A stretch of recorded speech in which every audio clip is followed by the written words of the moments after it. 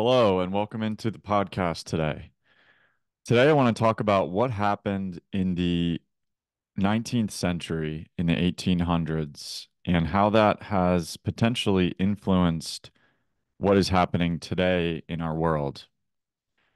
And I want to read a passage from Rudolph Steiner's lecture series, um, Materialism and Anthroposophy.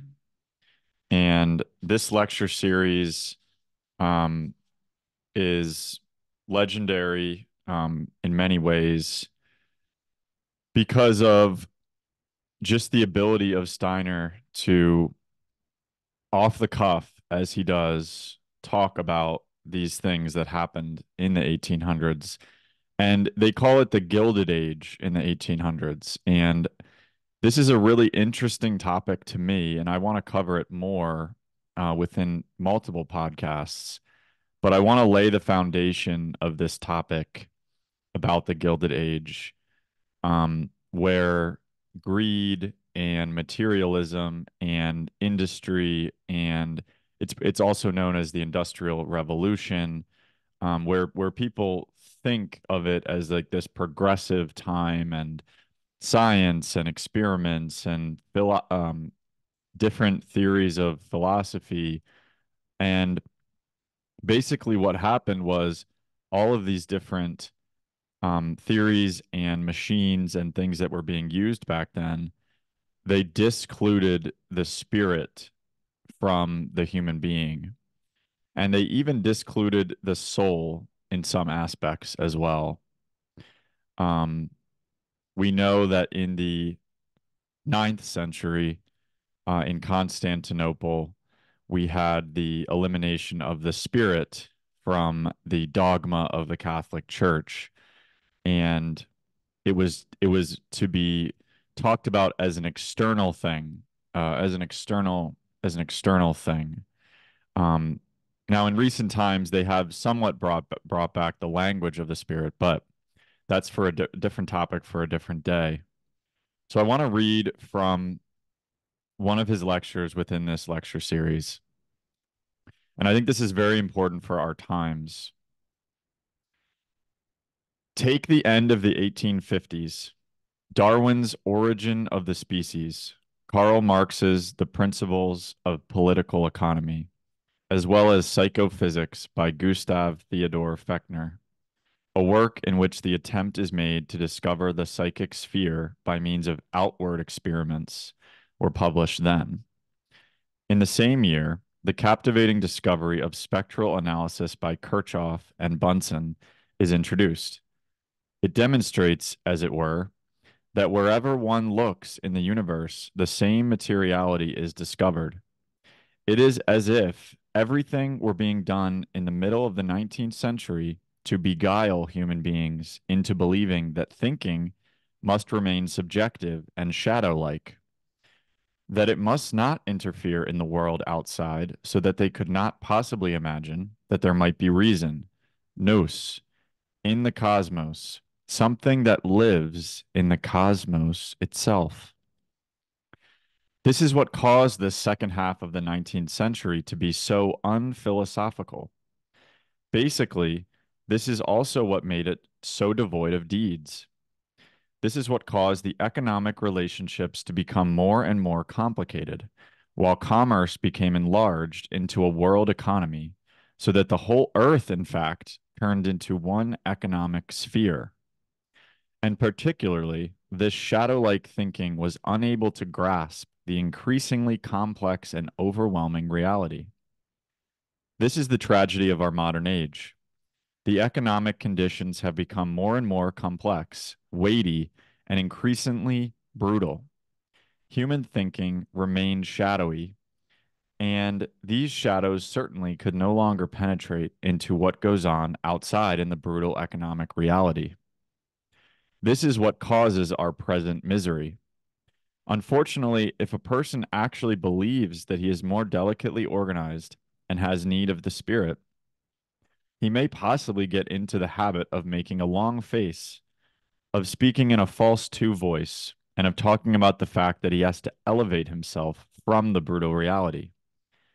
Since the spiritual basically can be grasped only in the mystical realm, thinking has become so refined that it has to withdraw from reality, that it perishes right away in its shadowy existence if it tries to penetrate the brutal reality. Reality, in the meantime, develops below in conformity with instincts. It proliferates and brutalizes. Up above, we see the bloated ideas of mysticism, of worldviews and theosophies floating about. Below, life brutality takes its course. This is something that must stop for the sake of mankind. Thinking must be enlivened. Thought has to become so powerful that it need not withdraw from the brutal reality, but can enter into it, can live in it as spirit. Then reality will no longer be brutal. This has to be understood. Okay, those are powerful words from Rudolph Steiner. And I think what he is explaining here is that there is this brutal reality of materialism and doubt and um, horrible events, things of the world that are terrible. And in today's world, we have many of these examples if you are paying attention. A lot of people are completely checked out from what's happening, and that's okay. But if you are paying attention, you'll realize that these things are happening and it's getting worse and it feels like we're in a collapse. It feels like America is collapsing. Um, and this is because we have lost the spirit. We have lost that part of us that is eternal. We have lost the eternal mindset. And so that people can't handle the reality because they think, because they have a feeling that this is it for them. This is the only life. They don't know about karma. They don't know about reincarnation. They don't understand that we are placed in this time for a reason. We are placed in this time, and things are happening for a reason on this earth so that we can eventually evolve as spiritual beings. So, what we need to understand to evolve as spiritual beings so that we can have a good future is that we have to be within the world. We have to be in the world, but not of the world. And that's really what he's saying here. And this is why Jesus said that um, as well. And but he talks about how there's this brutal economic reality, which I think a lot of people are facing today. And a lot of people cannot afford to buy a home. They can't afford to even buy a share of the S&P 500. They can't afford to buy really anything. It takes two salaries to survive now, and people are having to move in with roommates. And if one of those roommates loses their job, what happens then, right? What happens then? Well, then they're relying on government assistance. And government right now is $34 trillion in debt and counting, and it just continues to go up and up and up and up. And so what we need to understand is that there's more to life than all of those things. And I'm not here to say that those things aren't brutal and that I don't have sympathy, because I do, because I experience it myself as well. But I am grateful and lucky to be in the situation that I am. But where I don't have to necessarily worry about these things as much as other people. Um, but those brutal economic realities that we face today are an opportunity for growth. And a lot of people are basically, they are in an escapist mindset. So they escape from the reality by drinking, doing drugs, watching sports, etc. Things like this that distract us from the daily life. And then there's also people who um, avoid this by going completely towards the spiritual, right? They're meditating all day. They're going to retreats. They're um, they're doing yoga every day. They are trying to move out into the country and not have any neighbors so that they can um, be away from all the madness and destruction of the world. And these are two, there's two options there for the escapism, and I think we're seeing a lot of that in today's Twitter sphere and just like, YouTube, channels and things like that where people are encouraging people to get out of the suburbs, get out of the cities, leave your life behind and go to better pastures.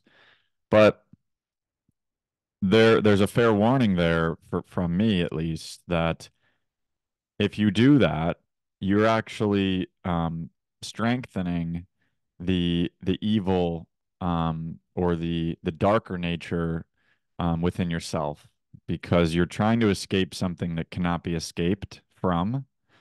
You have to understand that there is darkness in the world, there is darkness within us, and we have to integrate that darkness. We also have to, um, as Steiner says, live, um, we have to enliven our thinking so that we are thinking in an eternal mindset. If we're thinking in an eternal mindset and we're connected with the cosmos, we're connected with the planets and the stars and the sun and the moon, and we're looking at the sunrise in the morning and we're trying to look at the sunrise at sunset and we're grounding and we are within nature, but we're also giving back to the community and we're being good neighbors and we're being a good citizen of Earth. If we can do all those things, we can connect with the eternal, with the eternal mindset. And by doing this, we can not just escape the realities, but to live within the reality of the economic and political and social brutality, and we can build from within.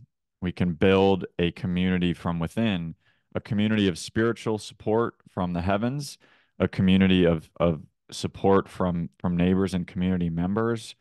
And believe me, I understand how difficult some of these things are, right? I coach a basketball team, and um, just the brutal realities of things that are happening to these kids, and these kids are now on cell phones all day and they're under these LED blue lights, and so the teachers, I hear them after school saying like, oh my God, like I'm so thankful that this today's done, and we're almost halfway through the year.